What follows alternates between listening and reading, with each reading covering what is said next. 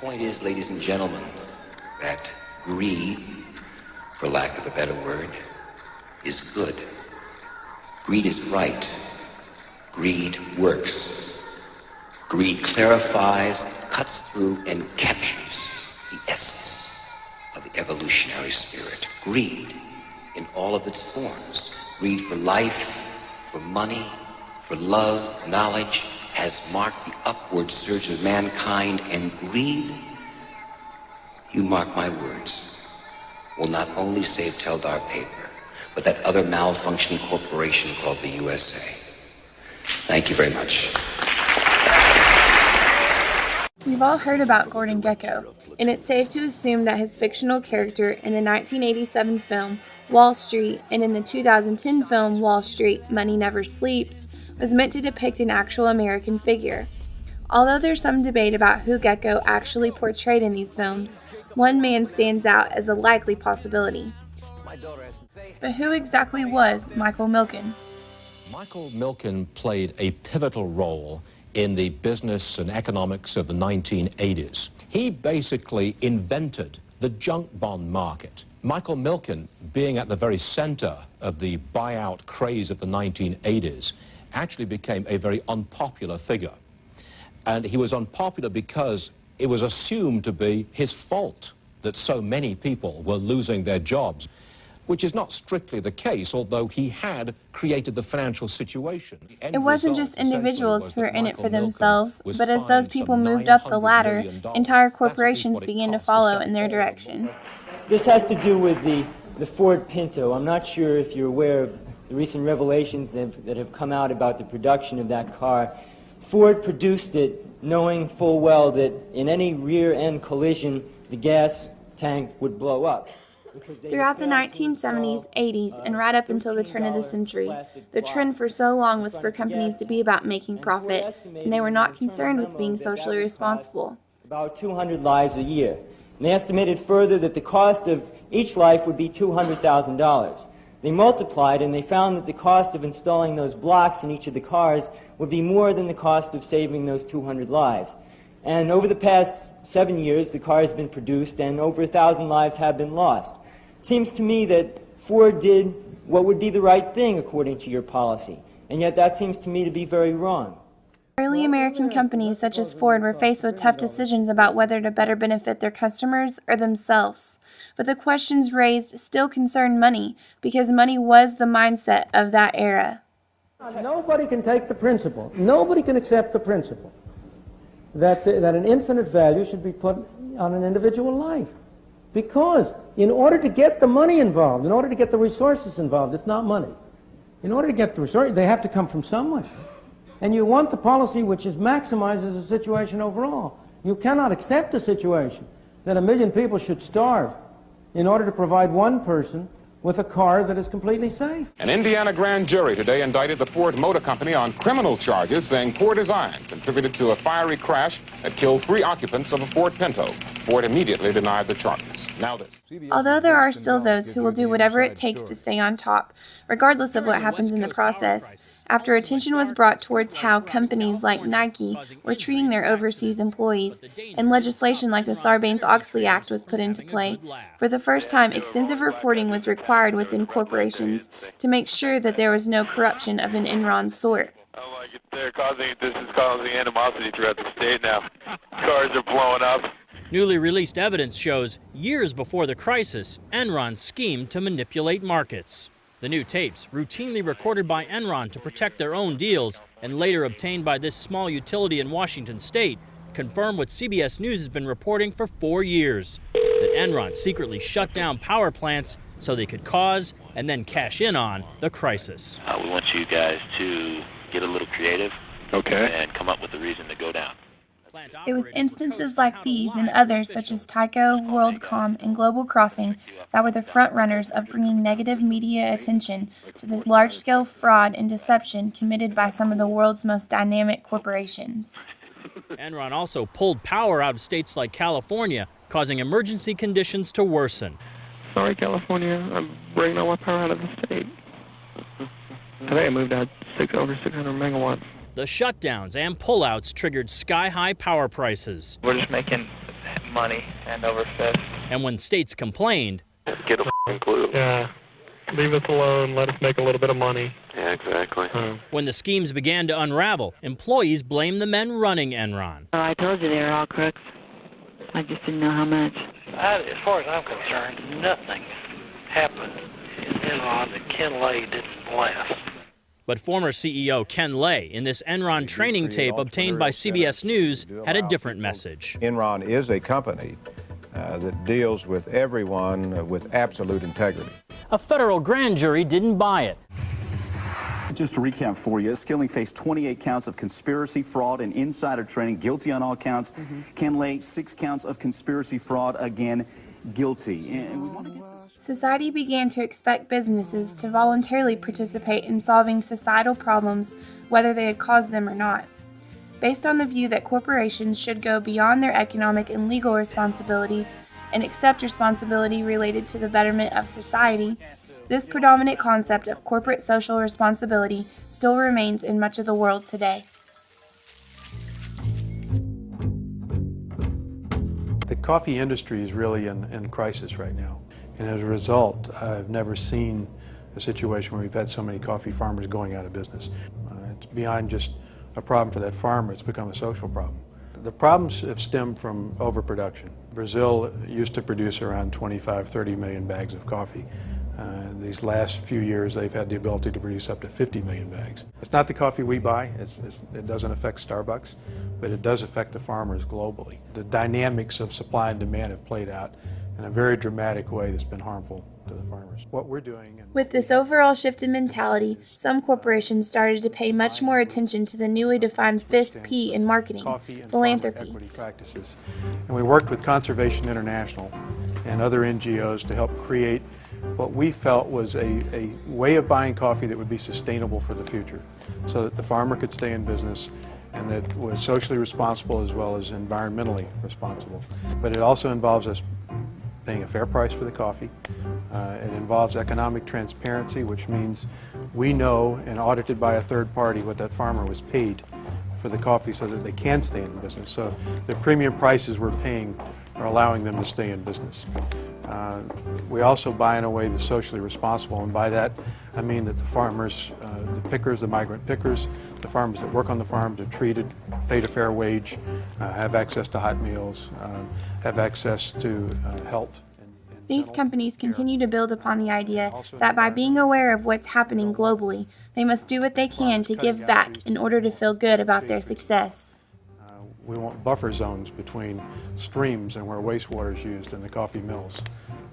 We don't want a lot of chemicals poured on. So we're very aware of what's happening in the environment. And as a result of that, these farmers not only can earn a premium price for their coffee, they can earn a premium on top of the premium price we already pay and help them make these changes, and we're willing to pay for that. But why is it that companies around the world feel like integrating a CSR program within their business is so important? It's such a great opportunity to actively engage and inspire your employees and to mobilize them around a common cause. Very often, companies will be focused on a variety of giving programs, and they're all very worthwhile, but they can often feel a little bit ad hoc. This is a way to really channel all of that great energy towards a common cause that employees can get excited about and feel that they're making an active contribution to. For us, corporate social responsibility is extremely important to unite our employees under a common cause. It helps us to rally our people around the world to connect and to focus on a common goal together. So it is a really crucial engagement tool for us, for our employees.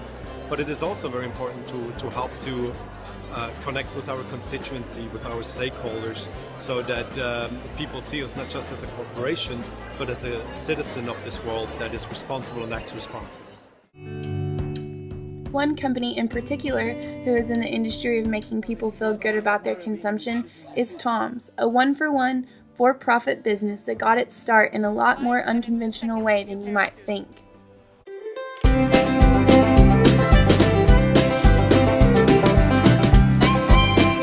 About 15 months ago, I was down in Argentina on a vacation, actually trying to learn to play polo. When I was down there, I noticed that a lot of the polo players and a lot of their girlfriends and wives wore this shoe called the alpagata. And the alpagata is very much like the current TOMS shoe, but instead it had a rope sole, and it just came in like navy, black, and maroon. But everyone wore them around, and it was very kind of trendy and chic to wear these to the bars at night, or to the shopping mall, or to the beach. I got a pair and started wearing them around. Then, the last week of my trip down there, I decided to do some volunteer work. And I went to a village called Los Pilotones. And in Los Pilotones, I started to notice that a lot of the children did not have shoes. Not only did they not have shoes, but their feet had really bad cuts and scrapes and were really infected, and it was a bad situation. Me and a lot of the children would walk 2 or 3 miles a day just to get fresh water because they didn't have any plumbing in the villages. Kids would want to stop every 5 minutes because their feet hurt so bad, and we would sit there and I would look at their feet, and immediately I wanted to do something to help. So, kind of seeing this new cool shoe that all these people were wearing in Argentina that I had never seen, and seeing lots of kids without shoes, I came up with the idea to start TOMS Shoes. I said to my friend, what if we took this original Argentine shoe, redesigned it, made it, chic and cool and fun patterns, and sold it in fun, good stores in the United States. And every time I sell a pair, we would give a pair back to these children who don't have shoes. Because they did something completely new and different, even after people hear the story about how the cause got started, some still find it hard to believe that it could be done again. One of the things that frustrates me is when I meet people now and they think that TOMS has always been this big company and movement, and they assume that they could never do something like this. And I'm very quick to remind them that I had no experience in shoes, no experience in retail. I only had $5,000 in investment capital initially, and this is the result. It was because it was a big idea and we went for it. TOMS built its strategy on keeping costs low while still offering a shoe that isn't high in fashion, comfort, or even functionality at a premium price.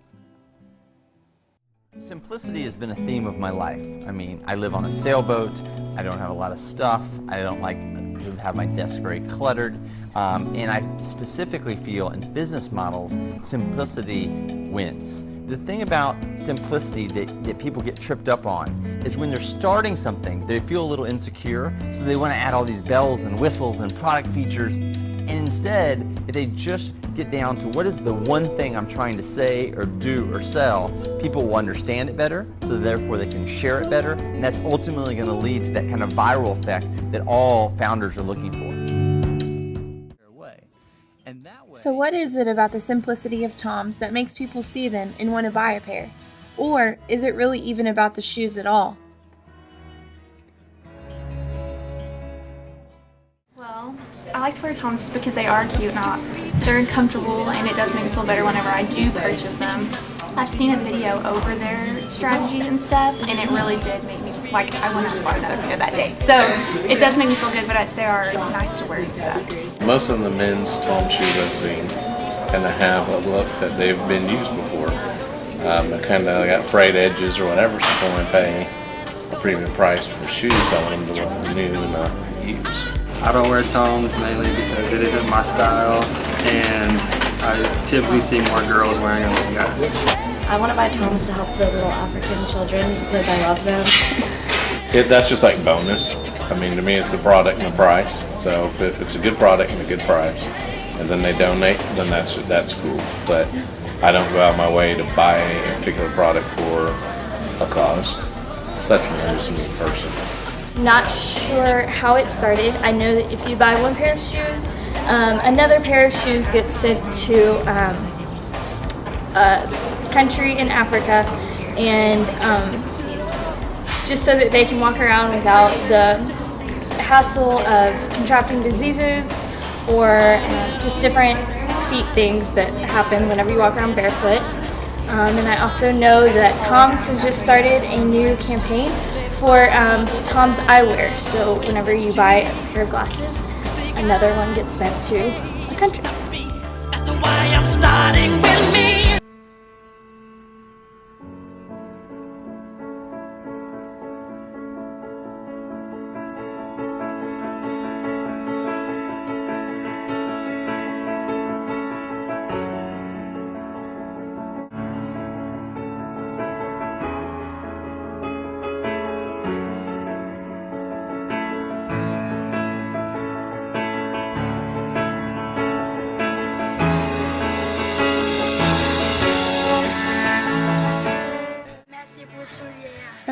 beginning, the term one for one has been widely used to describe what TOMS stands for, and it is this movement that has inspired their company to look at others with the same philosophy, not as competition, but to help them further expand outside the shoe market into others such as eyewear, clothing, and books.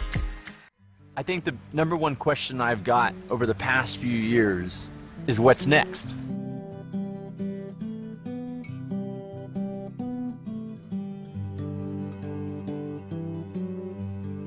When I thought about launching another product with the TOMS model, vision seemed the most obvious choice. There are 165 million people in the world who have visual impairment. 1% of the population is blind. Nepal seemed like a great opportunity. When we started this project, we knew nothing about saving or restoring vision. All we knew is that there was a great need. With TOMS, we always work with local nonprofits and NGOs to understand really what the need is in a community before we just go in and start giving. There is no reason for people to be unnecessarily blind. Majority of blinding conditions in the developing countries are either preventable or curable, like 80%. I think what's really important to understand is just how powerful it is to help give sight to someone in need. 50% of the blind people are blind due to cataracts. It's also a condition which can be cured by surgery.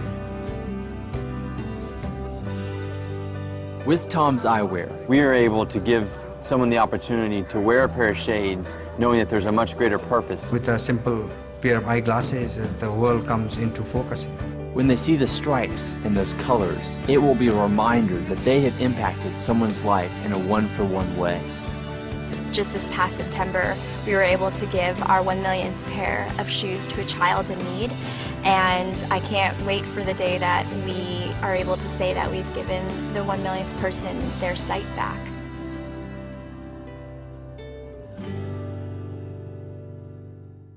But what is it about TOMS specifically that allows them to be a blue ocean? And how will they sustain that in the years to come? But I haven't talked to them about where they're going, but in the book he says that they're just going to be a one-for-one company. From here on out, they don't want to think of themselves at all as a shoe company. And I know that on the videos they talk about the books. The book is the newest thing that they rolled out. And so I see him advancing into all kinds of different types of products. And if you think about it in terms of Amazon, you may not remember this, but Amazon started as a book company. And in about 2000, the person who started Amazon, whose name I cannot remember, came to the University of Kentucky and spoke. And one of the things he said was he wanted to be an everything company. He wanted to be a company where anything you needed, you would go to Amazon and you would trust them and you would order from them online.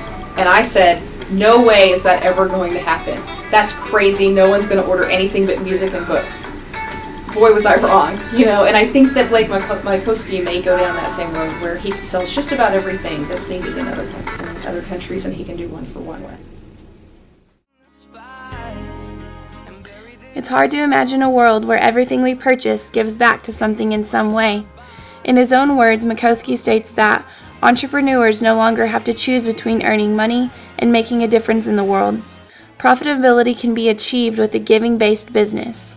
As for TOMS, well, they're already one step ahead of tomorrow.